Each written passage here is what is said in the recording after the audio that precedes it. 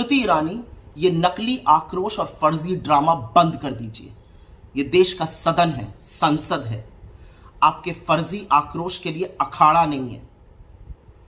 आंखें तरेरने से, हाथ नचाने से, गला फाड़ फाड़ कर चीखने से ना तो आपकी मृत आत्मा जागेगी और ना आपके गुनाहों की सजा कम होगी, और गुनाह तो बहुत किए।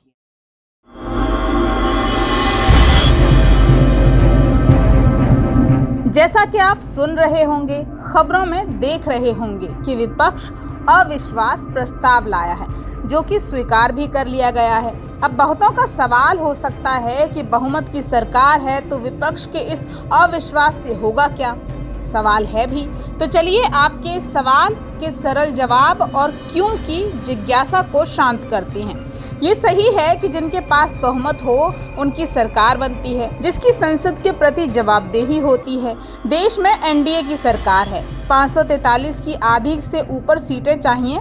एनडीए गठबंधन का नंबर इससे कहीं ऊपर है। जाहिर सी बात है कि विपक्ष के नो कॉन्फिडेंस मोशन से कुछ होना जाना है नहीं, तो फिर अविश्वास का खेला क्यों?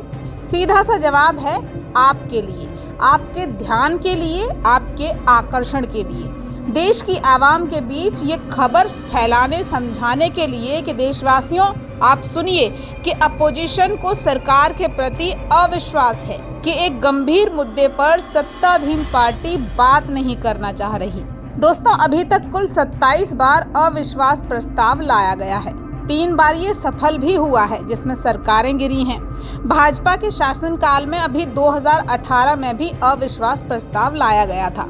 इसी के बाद मोदी जी ने विपक्ष से 2023 में अविश्वास प्रस्ताव लाने की भविष्यवाणी भी कर दी थी।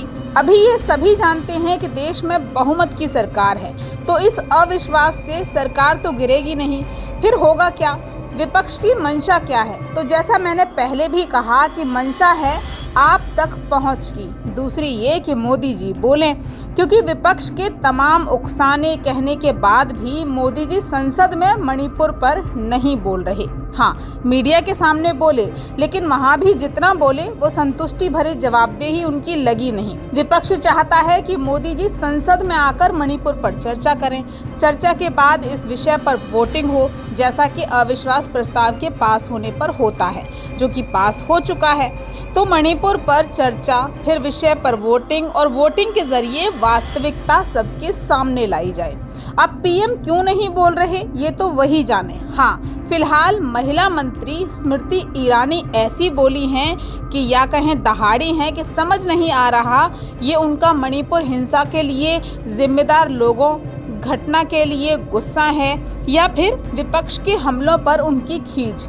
थोड़ा बहुत जो समझ आ रहा है वो ये कि राजस्थान, बिहार और छत्तीसगढ़ में भी महिलाओं के खिलाफ जो हिंसा हो रही है उस पर भी बात होनी चाहिए। विपक्ष कब करेगा? बेशक होनी चाहिए, लेकिन ऐसे।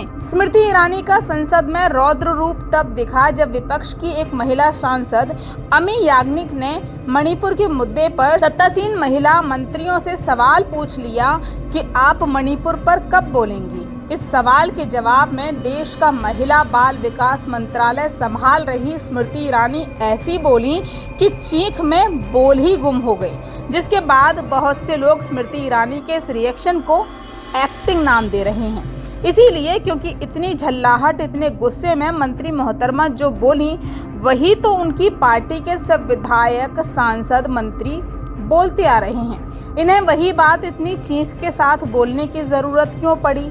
और चीखी भी तो उस सवाल का जवाब नहीं दिया जो न सिर्फ संसद या विपक्ष बल्कि पूरा देश सुनना चाहता है। शायद आप भी सुनना चाहेंगे कि जो मणिपुर में हुआ उस पर सरकार ने तुरंत प्रभाव से कोई कार्रवाई करने की बजाय ऐसा ढोलमोल रवैया और अब ये व्यवहार या कहें मौन क्यों अपनाया हुआ है। 2.5 महीने बाद कार्रवाई, ऐसी कुंभकर्णी नींद उस सरकार की जो जनता की सेवा में सदैव तत्पर है, सेवक भाव से काम कर रही है, उसके लिए इतना मौन मुनासिब कैसे है?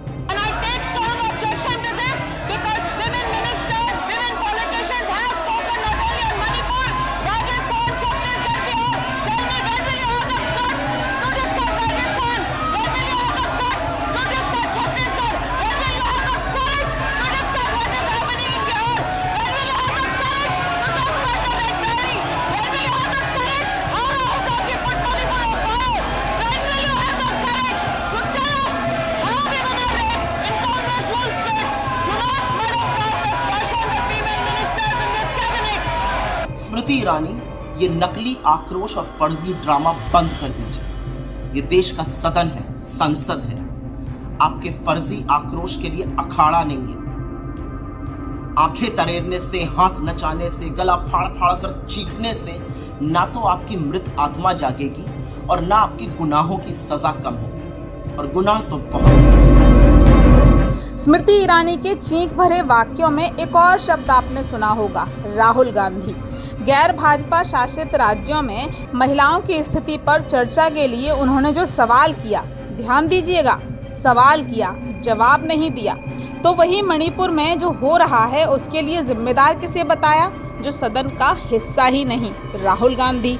यहाँ एक बात समझ नहीं आती, एक ऐसा शख्स जो सदन का हिस्सा नहीं है, विपक्ष में मजबूत छवि नहीं है, सत्ता का हिस्सा तो है ही नहीं, पप्पू है, वो हर उस काम के लिए जिम्मेदार कैसे है जिसे सही करने में सत्तासीन पार्टी विफल है?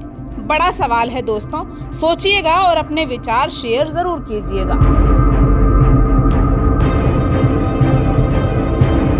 हमारे साथ जुड़े रहने के लिए देखते रहिए देश रोजाना का YouTube चैनल। सब्सक्राइब कीजिए, साथ ही देश रोजाना की खबरें सबसे पहले देखने के लिए प्रेस कीजिए बेल आइकन।